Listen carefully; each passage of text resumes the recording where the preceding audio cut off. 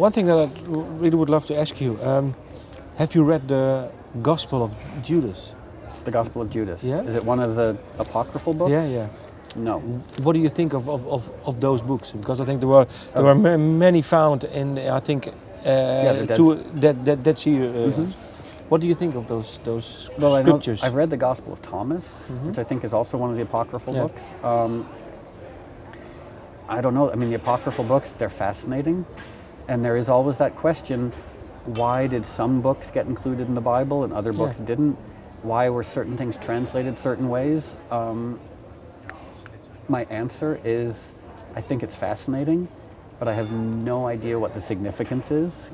Like, because I guess for years the church tried to argue that the books were included in the Bible, they're the canon. You know, they were inspired by the hand of God to include these books, but why not include the Gospel of Thomas? The Gospel of Thomas is a really interesting gospel. Humanity is messy, life is messy. Whether the books in the Bible are divinely inspired or not, I truly have no idea.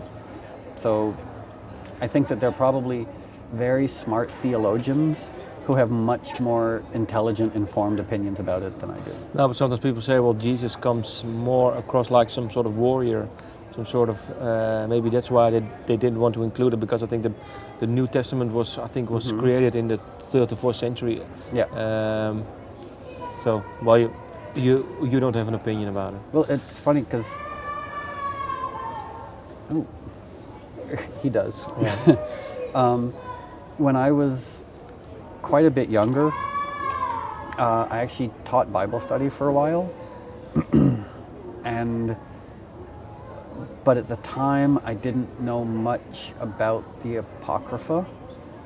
And I really wish I had more of an opinion, because I hate not having strong opinions about things, but unfortunately, because I don't know enough about the Apocrypha, or the Gospel of Judas, or the character of Jesus as it's represented in the Gospel of Judas, I have no idea. I mean, it is interesting though, the idea, like, I quite like the teachings of Christ, and I quite like the messages in the New Testament, but it is interesting that it was, no one who wrote the New Testament was actually around at the time of Christ. So it's interesting that we've based all of Christianity on secondhand information and on hearsay, which doesn't make it invalid, it doesn't compromise it.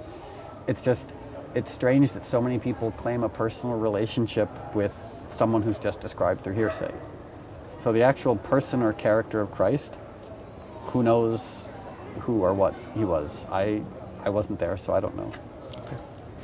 Thank you for your time. No, my pleasure. Yeah.